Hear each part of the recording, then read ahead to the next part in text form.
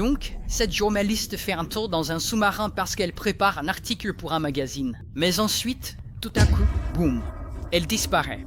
Et on ne l'a jamais revue vivante. Où est-elle allée?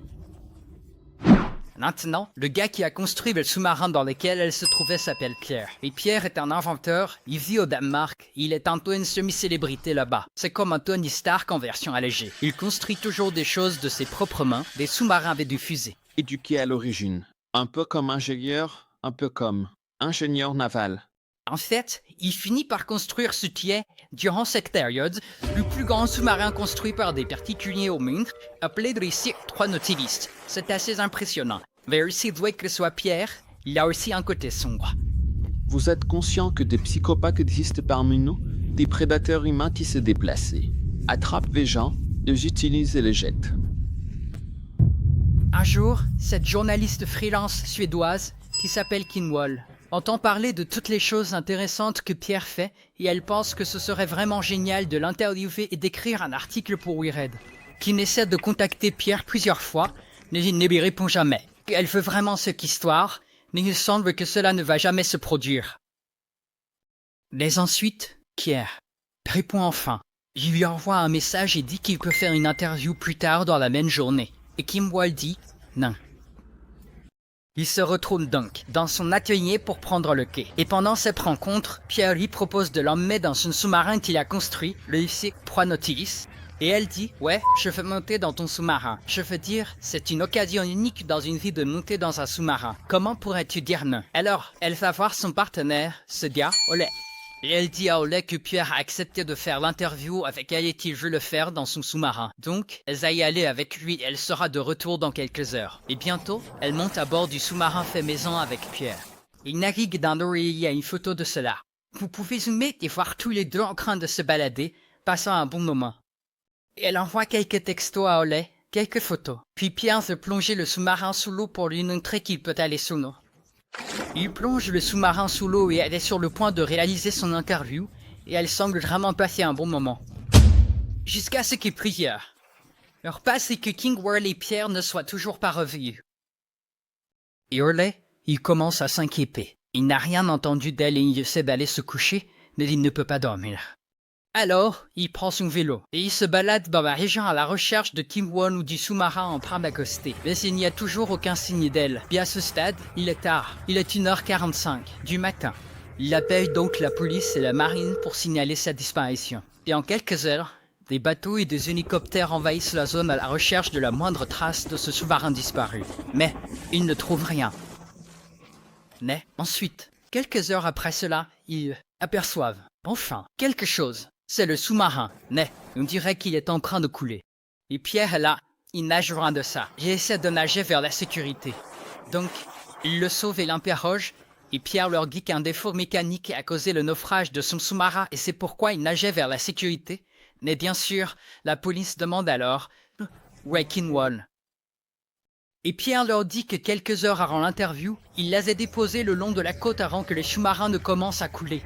Maintenant, je ne sais pas ce qui se passe avec la police au Danemark, mais assez rapidement. C'est comme si cette histoire était de la mère des BAN, ils l'arrêtent. Et ils l'accusent d'homicide involontaire pour avoir tué Kim Wall. Le lendemain, il apparaît au tribunal. Et au tribunal, il change son histoire.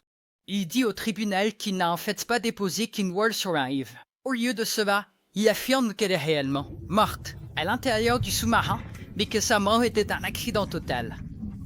Il prétend qu'elle était en train de grimper par l'écoutille et qu'il a accidentellement laissé tomber cette écoutille sur elle. Cela l'a frappé à la tête et c'est de cela qu'elle est morte.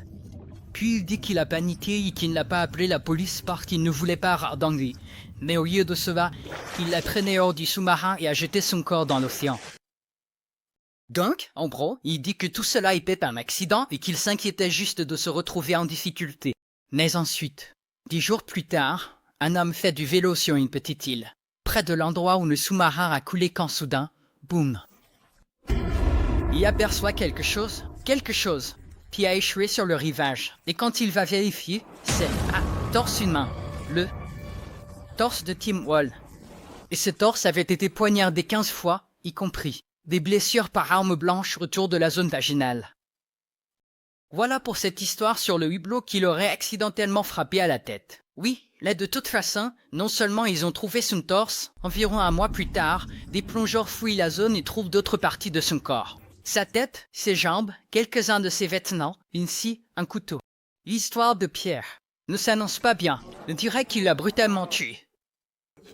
Mais ensuite, la situation se détériore pour lui, car la police fouille également toutes les affaires de Pierre, y compris son ordinateur. Et sur cet ordinateur, il trouve des vidéos plutôt extrêmes.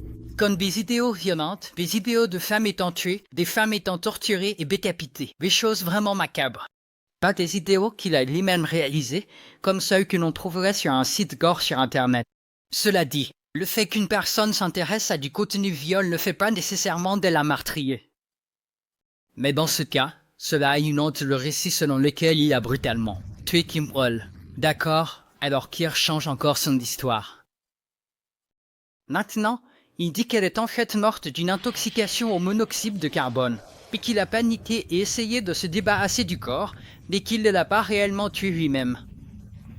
Et bien sûr, c'est comme la troisième version qu'il donne, donc personne n'y croit. Ce type raconte n'importe quoi. Alors, cela soulève la question que s'est-il vraiment passé avec Tim Wall?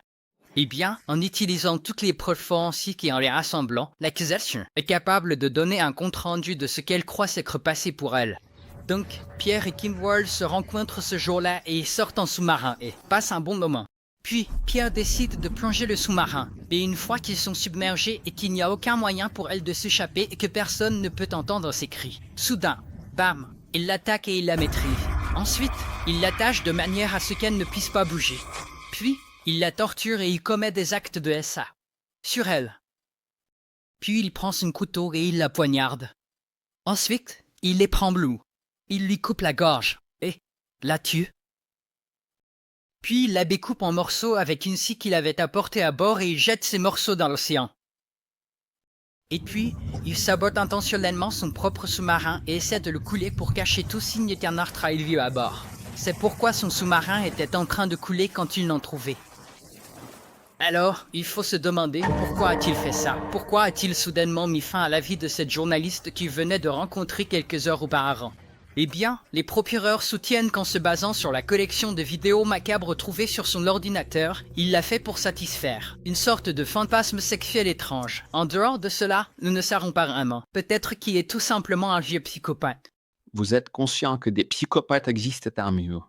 Quoi qu'il en soit, l'accusation d'homicide involontaire de Pierre est requalifiée en accusation de meurtre, il est reconnu coupable, puis condamné à la réclusion à perpétuité. Et voici à quoi il ressemble dans la vraie vie. Un grand merci à Leonardo.v pour le sponsoring de cette vidéo. Si vous faites des vidéos et que vous voulez créer de l'art vraiment génial pour ces vidéos, comme ça ou comme ça, regardez comme c'est cool. Inscrivez-vous sur Leonardo.v.